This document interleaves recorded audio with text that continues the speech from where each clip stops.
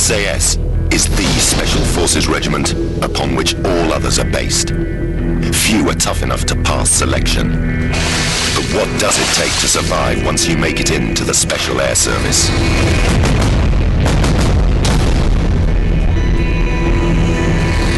Using a series of dramatic scenarios, a team of hardened ex-SAS veterans have agreed to reveal the survival secrets that kept them alive.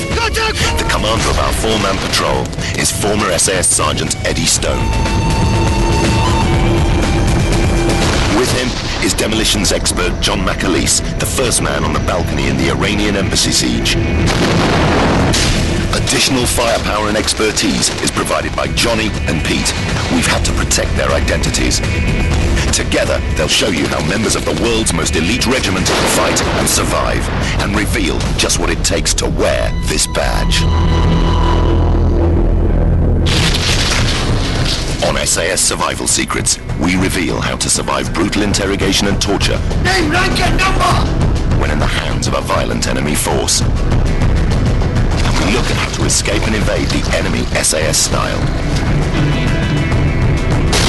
Last time on SAS Survival Secrets, a four-man patrol went on a fictitious mission behind enemy lines. They set up an observation post, gathered intelligence, and took out a target.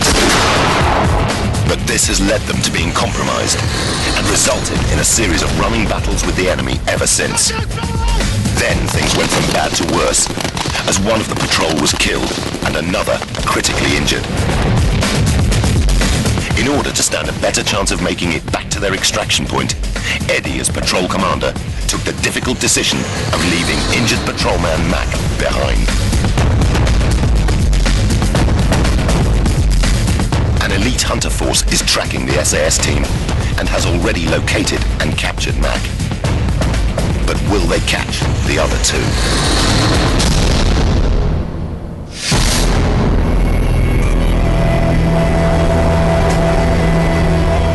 Eddie and Pete are the two remaining members of the SAS patrol. Unaware of Mac's capture, they have made good tracks overnight and are nearing a helicopter rendezvous ready for extraction. The RVs or pickup points are pre-selected prior to the mission. We'll look at the map, we'll choose them off the map, areas of little habitation, areas where the aircraft or the boat can get into. We'll pick 3 or 4 different locations. If we get bumped at one, you can always resort to the secondary RV. When you arrive at the RV, then you will contact your pickup. A determined hunter force remains hard on the heels of the two-man patrol. But because they need to make a quick getaway, the team has abandoned the normal operating procedure of covering their tracks. This has allowed the commanders of the hunter force to use their expert tracking skills to pursue them. Fresh, very fresh. No more than 10-15 minutes. The SAS know this will happen, but they have no choice. They are outnumbered, so their only option is to get to their extraction position as quickly as possible. Just keep cover, I'm just going to go in the Sarby. Hold on. Having had to destroy their radio when making their escape, Eddie prepares to call in a rescue helicopter using his Sarby. Sarby has been used by the SAS since the mid-1950s and is a lightweight radio allowing ground patrols to link up with support aircraft flying overhead. Hotel 1, this is Charlie 19, ready for pickup, over. Hotel 1, roger, ETA, your location, 5 minutes. As the SAS patrol wait to be extracted, the elite hunter force prepare to surround and capture them.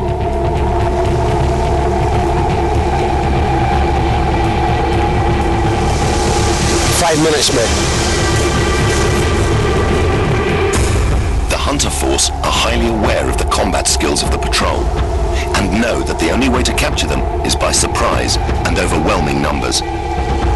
Their commander plans to synchronize the movement of his men into position quickly and quietly, knowing that one wrong movement or slight noise could alert the SAS.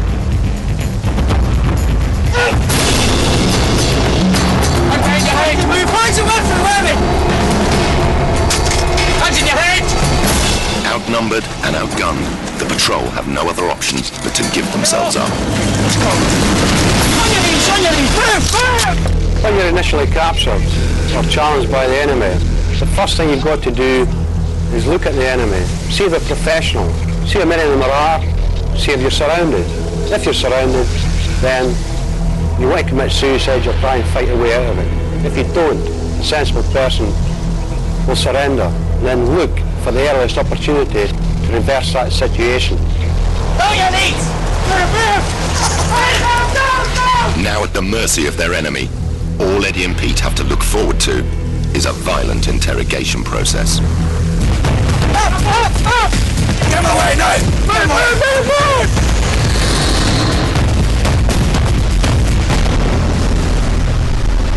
For frontline troops, taking prisoners requires precious manpower and resources. But to the intelligence specialist, the prisoner is a crucial asset. He may have information about troop strengths and positions that could make the difference between a battle won or lost. As a captive, you're likely to be taken to the nearest enemy post that has secure holding facilities. Here you can expect nothing but rough justice from enemy troops. This is just the start of the softening up process.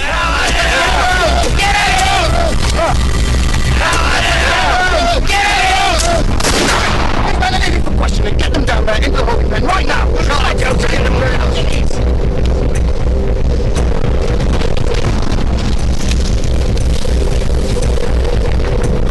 They'll want to humiliate and degrade you and try to destroy your spirit and resolve.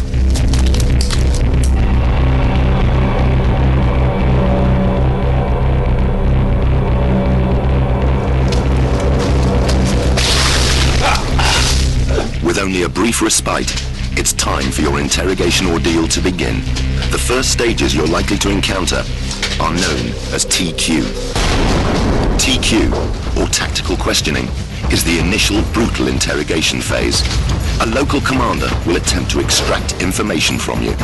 At the same time, he's making a decision on whether or not you're a candidate for further questioning by interrogation experts at a more secure facility. Try and be the grey man, not too aggressive and not too submissive.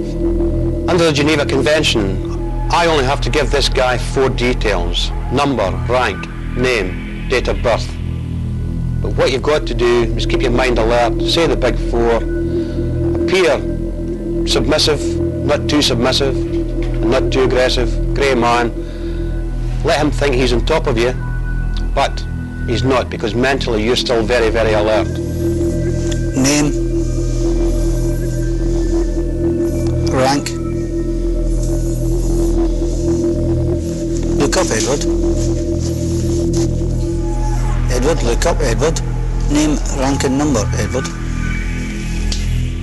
Name, rank and number! Stone 24998 609. What's your unit, Edward?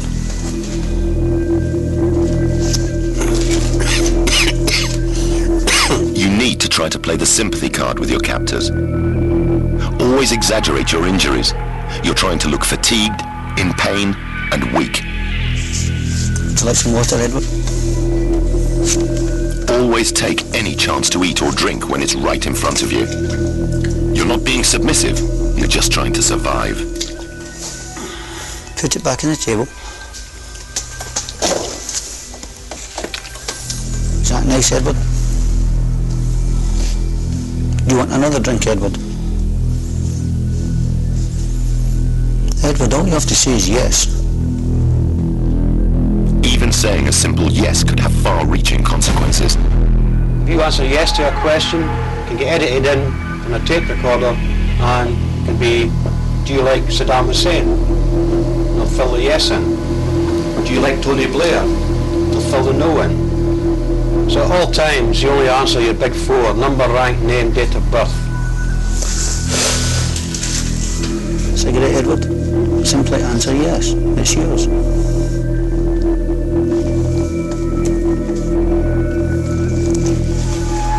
This is not normal British Army issue, is it, Edward? Only Special Forces use this. You Special Forces, Edward? Are you? I think you're a spy, Edward. A Red Cross parcel, Edward. Sign here, I'll give it to you. Like you, I'm a military man. I'm trying to make things easy. Simply sign the paper, Edward, and you can have it.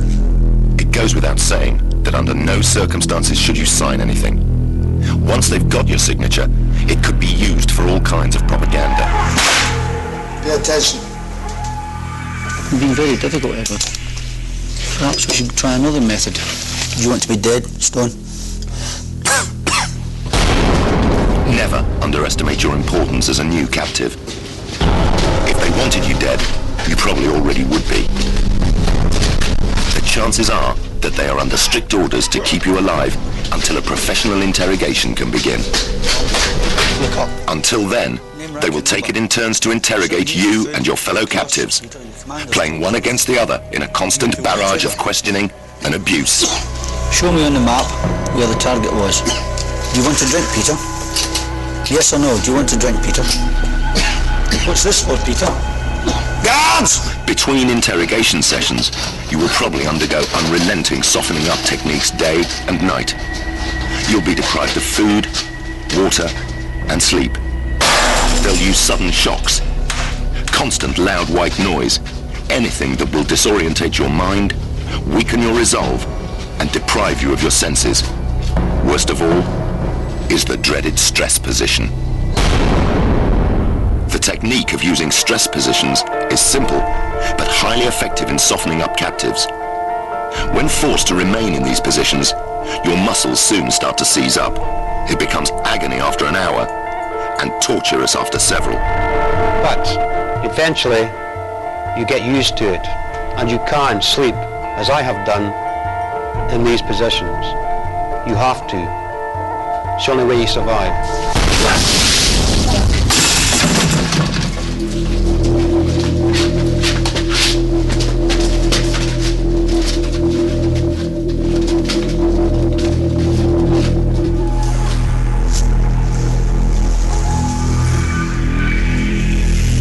Stone. I'm an easygoing guy. Who told you the General's location, Stone? Write down the name, Stone, and you'll be free. They'll stop beating you, Stone. I think you're SAS, Stone. I think you've been sent here to assassinate. 2409 6998. Unit? Stone. Unit, Stone. How did you insert, Stone? Helicopter? Parachute? 409 6998. Did any locals help you, Stone? Are you married, Stone? Do you want your wife to be a widow, Stone? Guards! These initial interrogations are often no more than crude, brutal beatings with no real game plan. You're merely being softened up for the next stage at enemy headquarters, where professional interrogators will have already been briefed on your capture and be preparing their insidious tactics.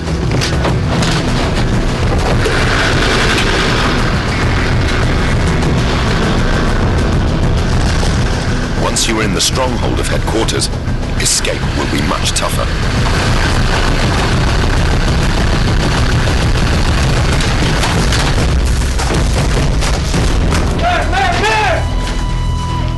This may be the last you see of daylight for a long time.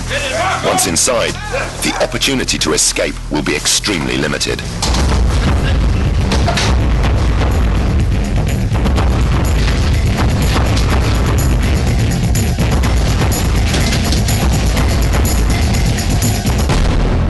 This hell pit could be your new home for days, weeks, or months, and the enemy will be doing everything in their power to make life as uncomfortable as possible for you. This will include the continued use of softening up tactics. By now you'll be desperate for food, water, and sleep. While your captors soften you up, interrogation officers will be doing their research to find out how to make you crack. They'll be gathering as much intelligence as possible from initial searches of your clothing, overheard conversations, and any other information they can gather. They're building up a picture of you, Are you weak or strong? Can you take punishment? What gets to you? Are you cool or emotional? This will be used for the next stage of your ordeal, when a professional interrogator takes over. Our professional interrogator for this fictitious scenario is Paul Ashley, a former armed forces instructor on resistance to interrogation techniques. The interrogation environment will have been designed purposely to be bland and featureless. They want to deprive you of any distractions that will take your mind off the situation.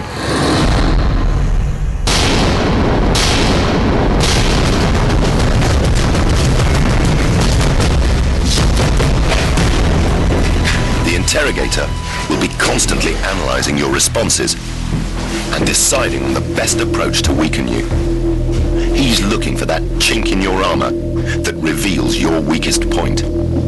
He may decide to be nice and accommodating, or he may be vindictive and use threats. He'll try every approach he knows until he thinks you're cracking. A lot of people have got this imagination that thinks they're going to be tortured all the time. That is not the case. Even if you control the physical, you don't control the man. If you control his mind, then you have him. Okay, listen to me. What I want you to do is to take your hood off.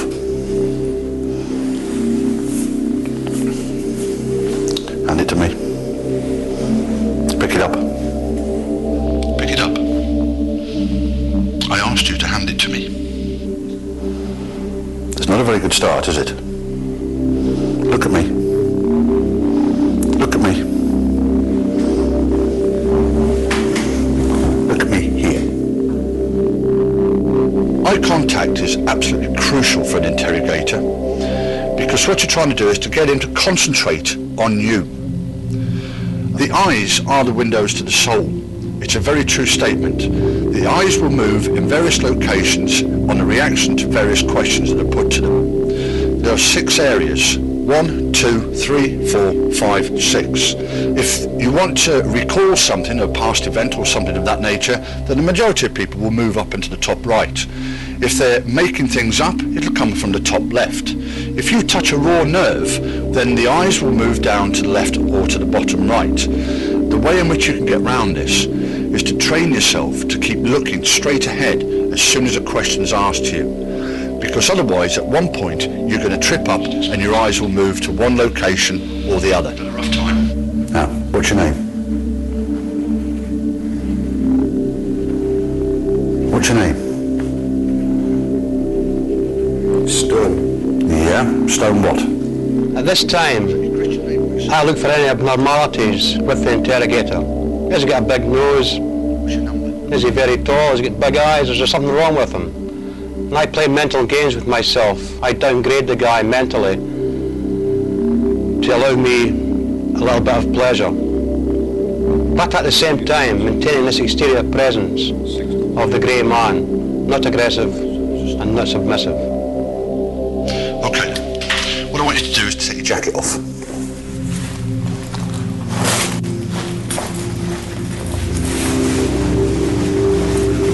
Hand it to me. Take it. Take it. Now, hand it to me. Take it. Look at me. Now, I'm just trying to be polite and courteous here, and I'd appreciate it if you do exactly the same thing. So, hand me the jacket. There's no point fighting the thing, is there? One way or the other, I get the jacket. So what I'm asking you to do is to place it in my hand. Well done. Control is everything here. The interrogator has to maintain authority and command. He'll use humiliating tactics to degrade you, such as making you strip off and get into ill-fitting prisoner clothing, while he rifles through your kit.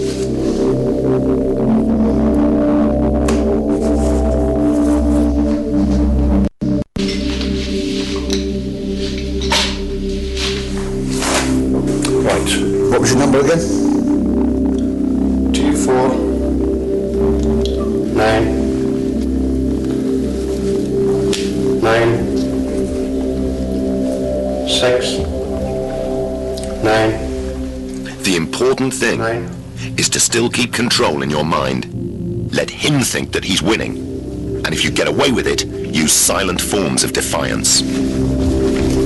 Any little bit of defiance that you can get in at this stage is going to be worthwhile to you mentally. But if you get caught, you're going to get a good beating. The professional interrogator has a motive or agenda for every word he speaks and every action he makes. You recognise this?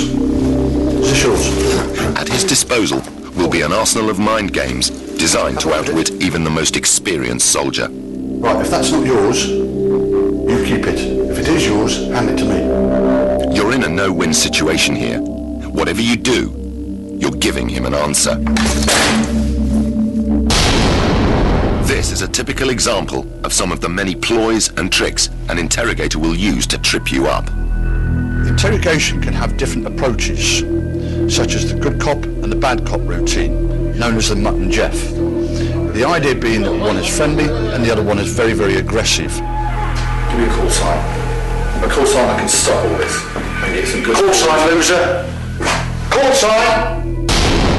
Even members of the opposite sex can be used.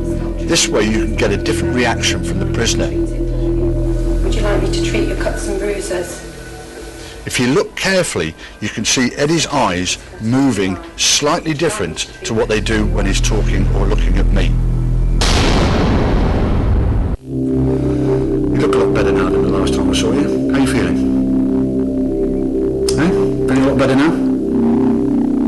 Haven't had your face dressed by a pretty girl? Would you like a cigarette?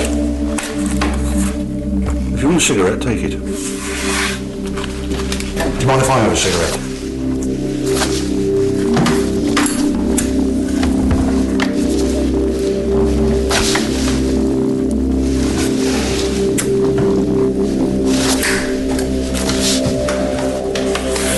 Okay, so you're quite happy now because you've got a cigarette and you've been looked after. What about the other members of your patrol? How many people were there on the patrol? We'd like to know, Eddie, so we can look after them the way we've looked after you.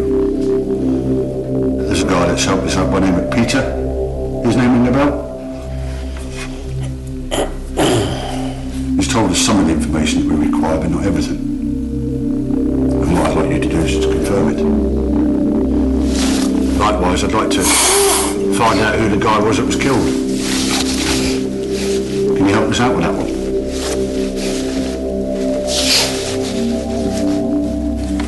So you're not interested in your own men? So look at me. Look at me.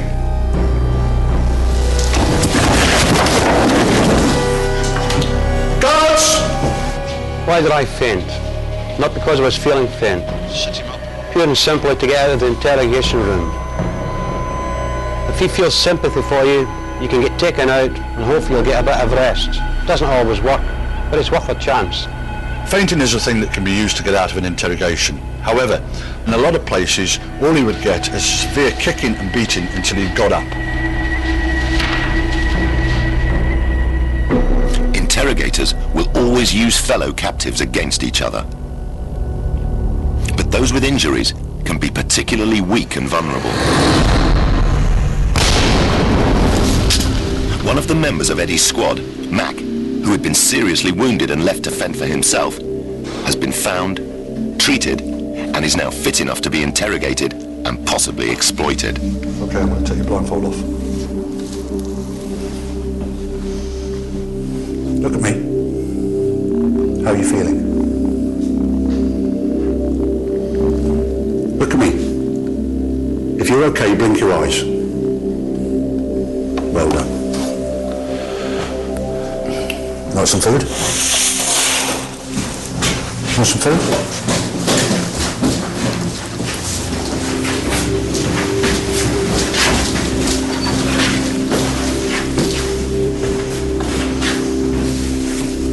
Look at me, Stone. Look at me. Okay, this chap here, he's cooperating with us. He's been looked after medically. He's also got some food and he's got some drink. So if you cooperate, you get food, you get drink. Put your blindfold on. At this stage, I'm glad to see Mike He's been better treated. Guards, take him back to his cell. He's been hospitalised, and he's not looking too bad. I know Mike hasn't cooperated. I know he's doing exactly the same as I would do. Get the food and get it down your neck, and keep your mouth shut. Take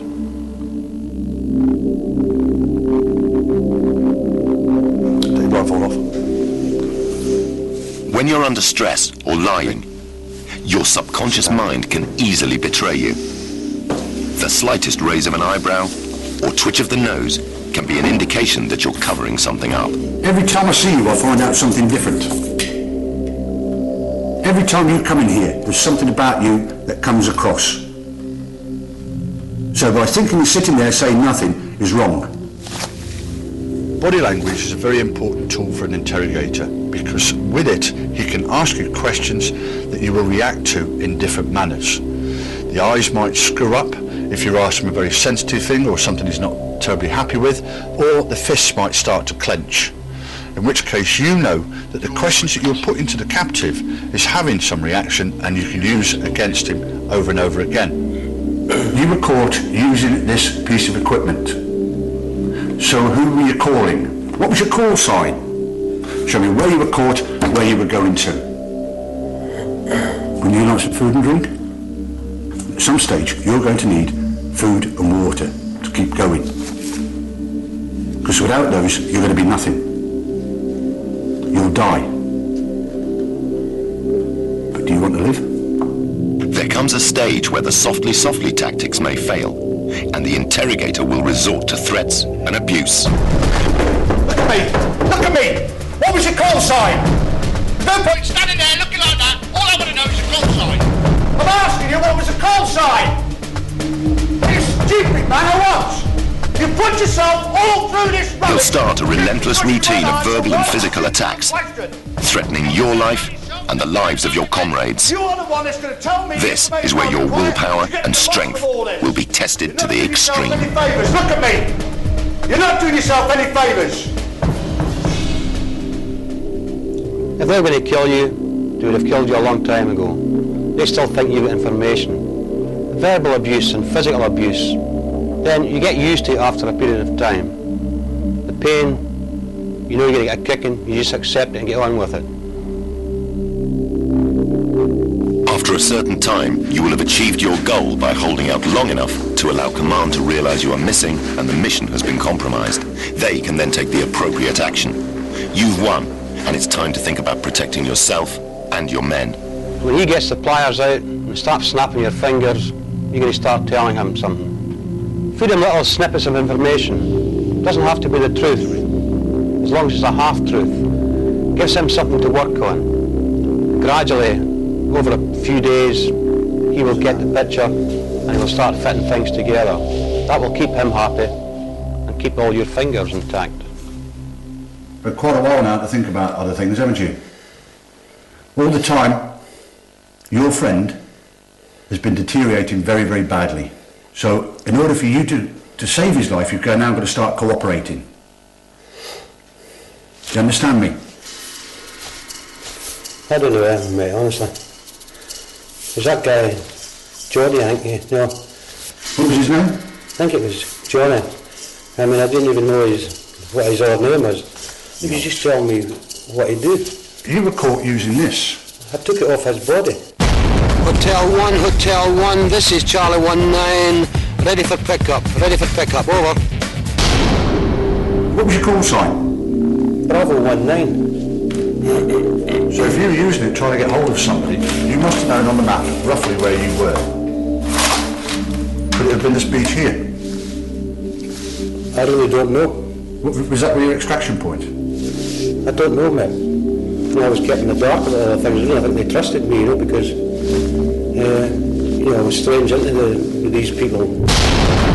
Ah! That's for us!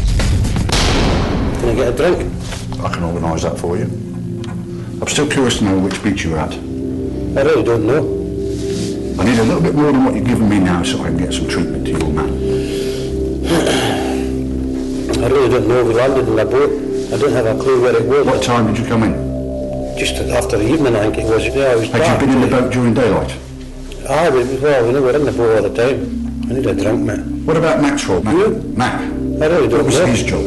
I don't know. As I say, I just came in and I never met many of them. They never even spoke to me most of the time. All I've got is bodies everywhere. From you and your team. Doesn't mean my answer. I'm telling you the truth, mate. I know that you're lying to me. I can't tell you what I know, and I really don't know a lot. You aren't lying to me. You're the man that pulled the trigger that assassinated one of our top-ranking officers. I can hardly shoot a gun, mate. No, I've only shot a gun. You have trouble shooting a gun?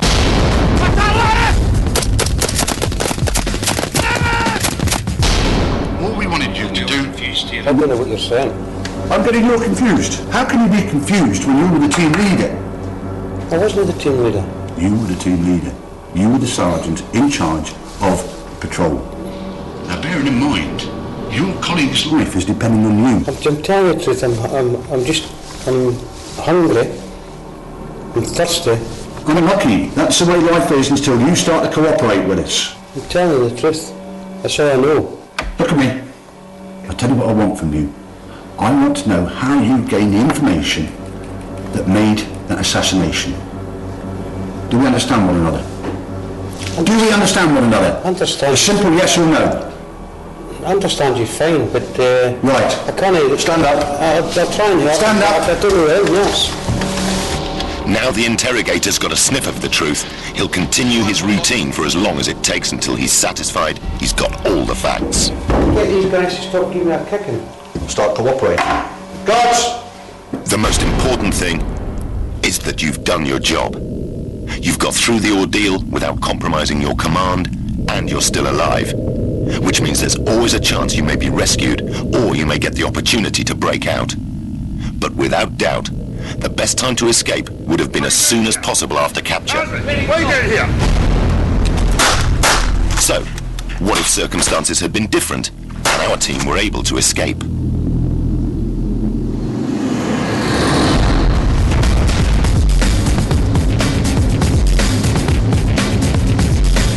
Let's rerun the action at the moment of capture with a few small changes to swing the odds. We're back at the beach, where Eddie has radioed the helicopter to make the pickup. Hotel 1, this is Charlie 19. How do you copy, over? This time, it's the local militia, not professional soldiers, who are after them. Pete, instead of keeping sentry, has decided to break out the rations. This is strictly against SOP, Standard Operational Procedure. But don't forget, it's been a long, hard mission. Besides, it's the only way that this lot would ever get the drop on the SAS. The local militia may have got there first, but the elite troops are not far behind.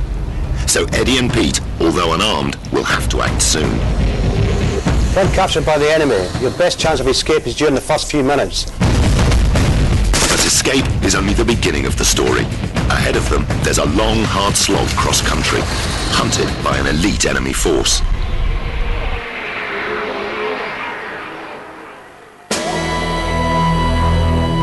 The further a prisoner of war is moved from the point of capture, the less chance they have of successfully escaping.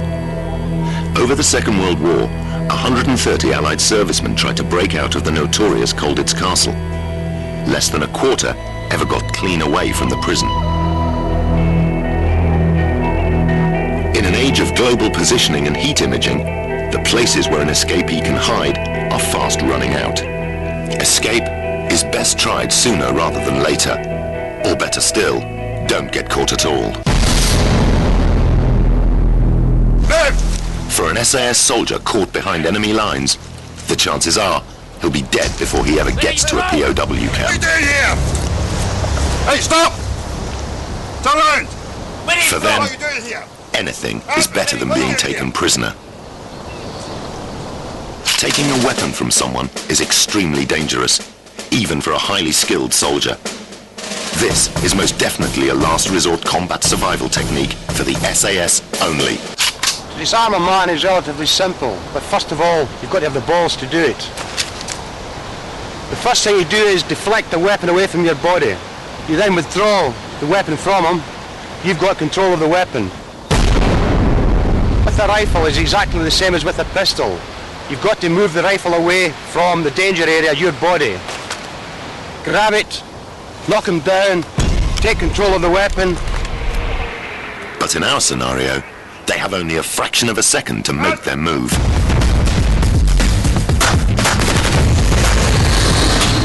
With the adrenaline pumping, the first instinct might be to run, but to act hastily now could cost them dearly later. Come on, Pete. Your mind is buzzing at this stage. You've just taken out 4 enemy. I'm going to search the bodies quickly.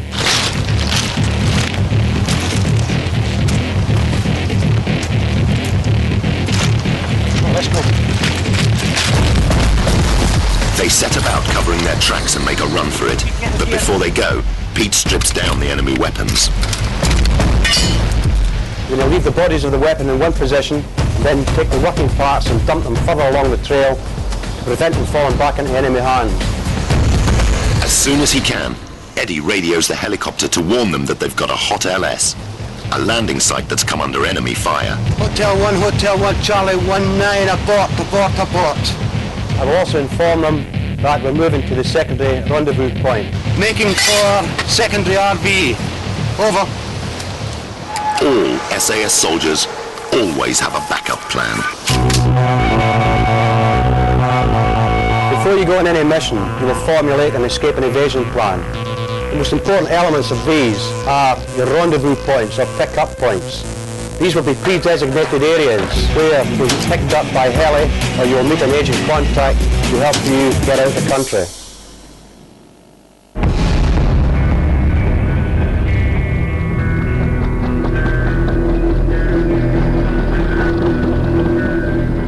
Major Phil Ashby knows exactly what it feels like to face an enemy who torture and murder their prisoners.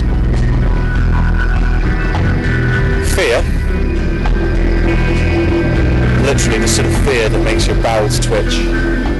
When the UN compound he had been posted to was surrounded by rebels, Ashby and 3 other Western officers decided to escape. The nearest safe haven was 3 days forced march away through tropical jungle. They were unarmed. We didn't feel that we were masters of our own destiny. And even if by doing something positive that was going to lead us to perhaps our death, then it felt better to be doing something positive than just simply to be sitting around waiting for the end to happen. On the 5th day of the siege, under cover of dark, they scaled the compound walls, made their way through rebel cordons, and headed out into the bush. Although it was very tempting to go towards where the villages were, or through fields or onto paths, we knew that if we did that we were likely to bump into the locals. Bizarrely, what we had to do was always look for the thickest bit of jungle and go through that. And I found the best technique was just to rip through the foliage with my hands. And I had this feeling that every step I took was one step away from the worst of the danger. And so that was enough to keep me going. As part of the peacekeeping mission, Ashby carried little in the way of combat gear.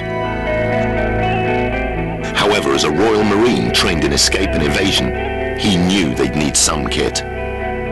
Okay, so some of the gear we had with us at the time, the litre water bottle each. This particular one was quite useful because you could see the creepy crawlies. A shortwave radio, I'd actually tuned it to some of the military frequencies, as well as hiding small amounts of money in the wallet. The real money that I had with me, with a piece of string attached to pull out when I needed to, with $1,000 in.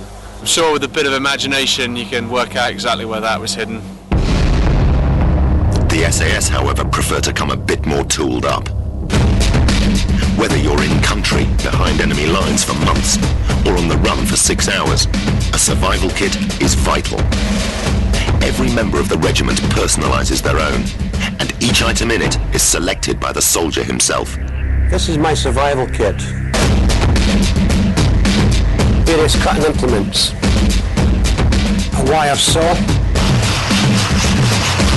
This will cut through metal. Could also be used for other things as well. The most important thing is a good sharp knife, water purification tablets, a heliograph for signaling helicopters or aircraft, a pair of tweezers for removing thorns. You leave them in too long, then they're likely to turn poisonous. You may carry some local currency, some safety pins, a little sewing set. When you're on the run for a while, then your clothes start to deteriorate. A button compass, very important. A silk sketch map. This will be hidden in your body somewhere. If you go on the run, then you've got a map of the area. But a soldier's most vital survival tool is his brain. He's got to think on his feet, especially if he's bumped or has contact with the enemy. If you've been bumped by the enemy, you may want to throw in a deception plan. Go in the opposite direction from what the enemy expects. Try and hide your trail. But, in general, if you don't get bumped, you will head directly to your secondary RV position. A switched-on soldier will have made a note of the surrounding countryside, navigational landmarks, rivers, and places to avoid like towns and farms. This is known as the mental map. Whatever an SAS trooper has gleaned about the locality, he is aware that the enemy will know more.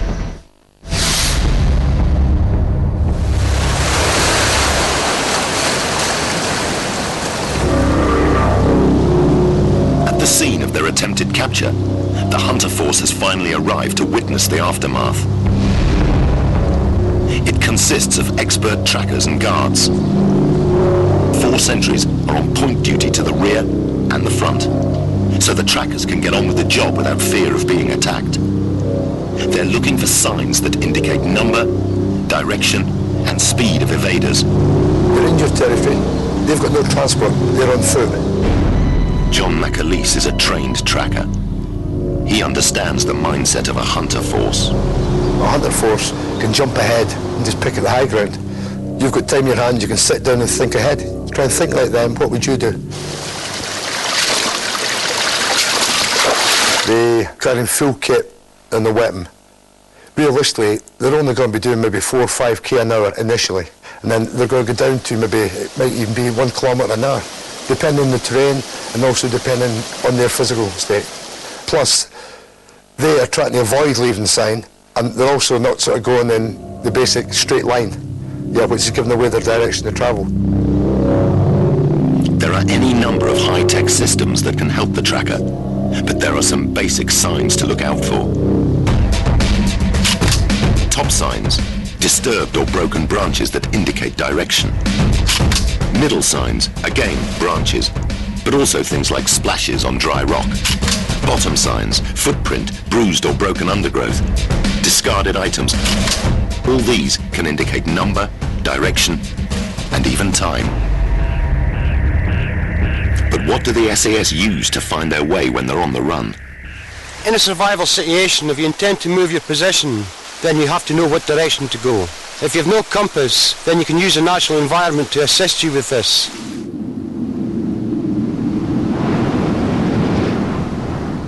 This tree is tilting towards the south. Obviously in this northern hemisphere, most sunlight is on the south side, so the foliage and the tree will lean towards the southern side. It gives you a rough idea of where south is.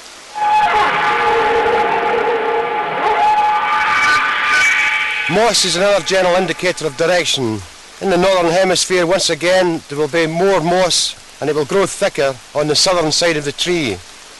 You have to look around you at all the trees in the area. And if most of the foliage and the moss is growing on the one side or leaning towards the one side, then that will give you a rough indicator of what direction south is in the northern hemisphere.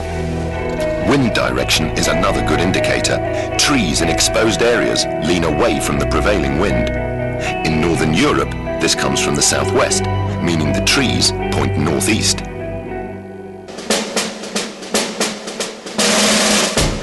Another method of finding your direction is by using the sun. You need a stick which is approximately 1 metre long. Stick it in the ground vertically so that it's casting a shadow. Where the end of the shadow falls, place a stone. As the sun moves around from east to west in the sky, the shadow will move. preferably do it in the morning and then come back in the afternoon and recheck where the shadow is falling. Once you've located that, place another stone at the tip of the shadow. That now gives you an east-west line, and if you stand directly behind your stick looking at the stones, you're facing north, and north, south, east and west. On the move, a simple analog watch can help find north. By pointing the hour hand at the sun, drawing a line between it and the 12, you have north. From that again you can work out where west and east are. After 2 days under the tropical sun of Sierra Leone, on the run from rebels, Phil Ashby had a new killer to contend with. All I remember is we were all in and out of consciousness, and we were, to put it mildly, as thirsty as I think it's possible to be. While dehydration took a physical toll, fatigue played tricks on his mind. On one occasion I was convinced there was a fifth member in our party, but strangely it was a woman dressed in basically a big white sort of shawl. And I could see this person very clearly, and I kept on saying, look, can nobody else see this person who's standing by us? The average person can survive almost 2 weeks without food, but even in a mild climate, they won't last long without water. A body only has to lose 15% of its fluid before it starts to give up. The stages of dehydration begin with the obvious. But thirst soon leads to a loss of appetite. As you stew in your own juice, you lose the ability to think or even walk straight. Eventually, there's collapse and death. In a desperate gamble, Ashby's team drank the 1 litre of water they each had and pushed on to the nearest river. But when they got there, the river was dry. I remember hearing the noise of frogs croaking, and it occurred to me that where there were frogs, there surely had to be water. We found some muddy pools, the sort of water that at the end of the dry season even the local animals weren't drinking. We used 5 times the normal dose of water purification tablets and started drinking. When picking a place to get your water, you've got to be very careful of what you're doing. There is places you must avoid at all times.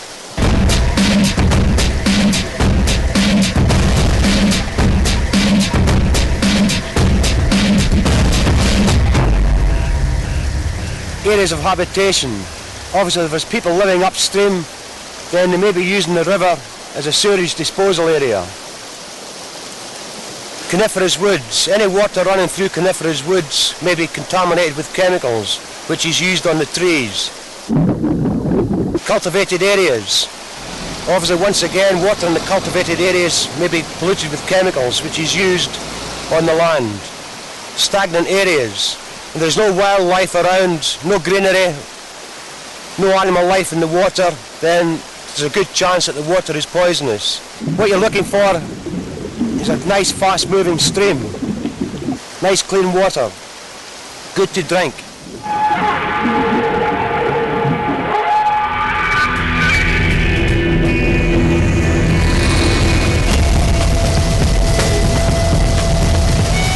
As well as being a good source of drinking water, a river is a good landmark to navigate by, and it will cover your scent if the enemy have tracker dogs. In a typical evasion, Eddie and Pete would try to move at night and rest up during the day. As first light approaches, they'll be thinking about finding somewhere to lie up and maybe getting something to eat.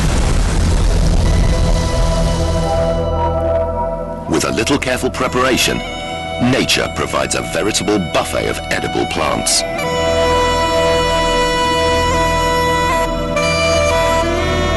But being on the run isn't a lifestyle choice, and frankly, you don't have the time.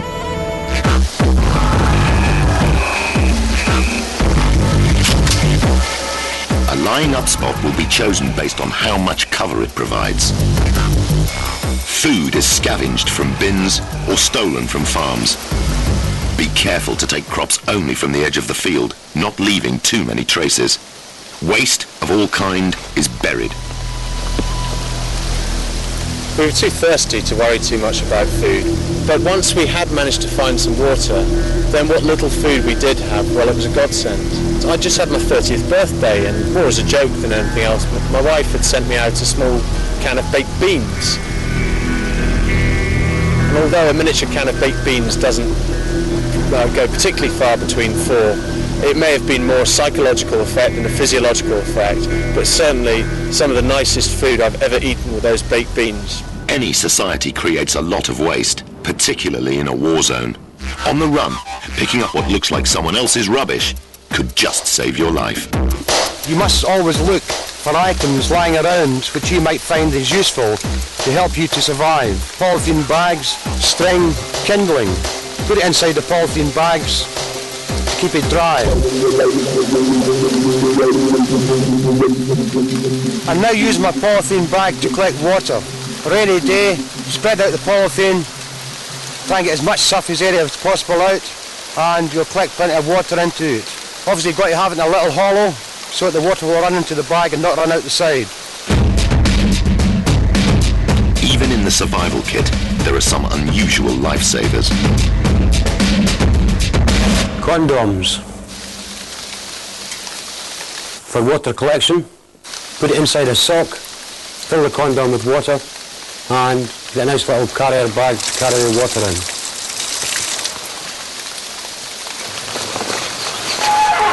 Covering up until nightfall, Eddie can only expect a few hours sleep. Especially with the enemy hunter force breathing down his neck.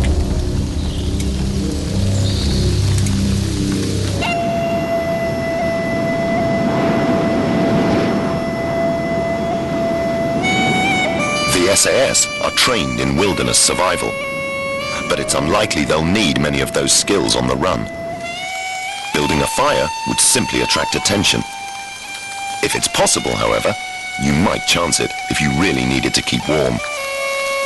But in a scenario like this, Eddie wouldn't have time to rub two sticks together. In my survival kit, I carry various items to help me start the fire. A tampon. Very important that you open the tampon out. Striker and flint.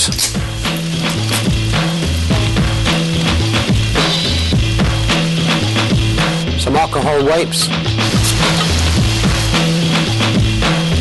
Can be used for cleaning rooms, but can also be used for lighting fires. Some glycerin, which you mix with potassium permanganate. Potassium permanganate can also be used to sterilise your water.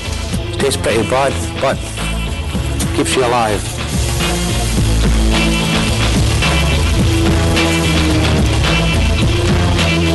As you can see, you get a very violent reaction when these two chemicals are mixed together. This should be used only in a survival situation and at no other time.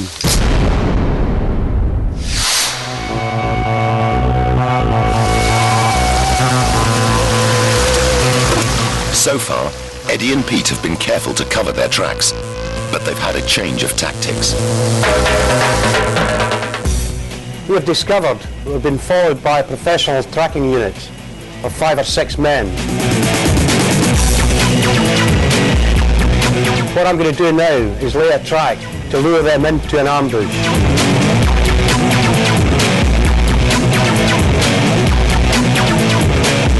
In a classic example of thinking on his feet, Eddie is using the tracker's skills against them. He's leaving clues and objects that he knows will get their attention, like a magazine from his gun. Then he doubles back on himself, looping the track so they're looking back on the position where he left the magazine. This will bring the enemy into our killing zone. Right to plan. The enemy hunter force have picked up Eddie's trail. He's taking a gamble that they'll concentrate on the track ahead and not see Eddie and Pete in the thin cover. If the enemy spot them first, they're dead meat.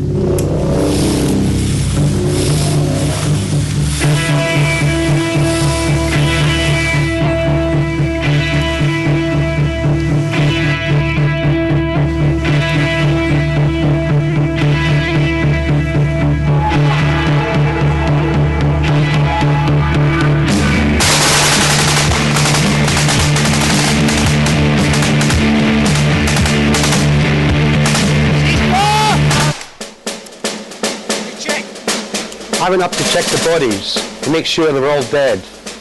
You cannot afford to leave anyone left alive when they're on your track. As I got there, one of them was playing possum. I had no option to be taken out. Now you've had the opportunity to take out the lead tracking units, you've got to get as much distance between you and the rest of the hunter force as quickly as possible. Let's go. But it's still several days forced march to the final rendezvous. And even when they get there, they might have to lie low for days in poor conditions before they're picked up. The final RV, chosen because it's nothing out of the ordinary. In this case, a lay-by near a beach. We will go to that location at the same time every day until the agent turns up.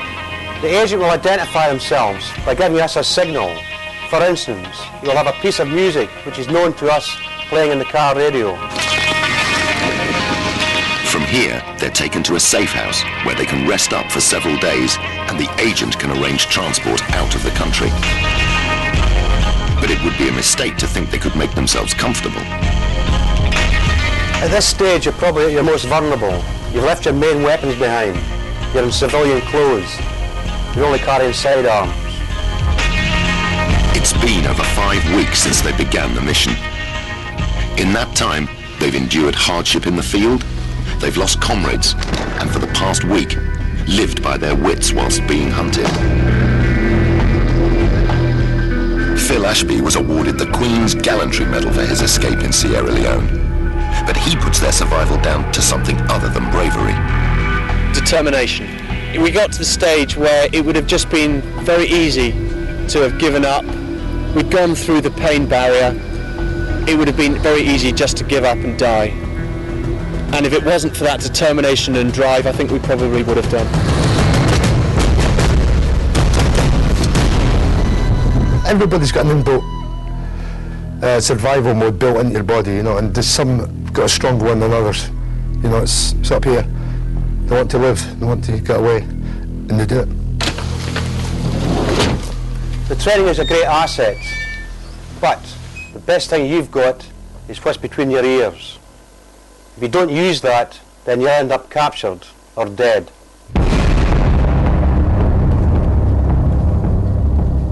In the next episode of SAS Survival Secrets, a new mission.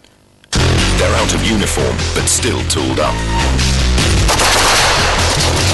The team have been tasked with bodyguarding a British minister on a state visit.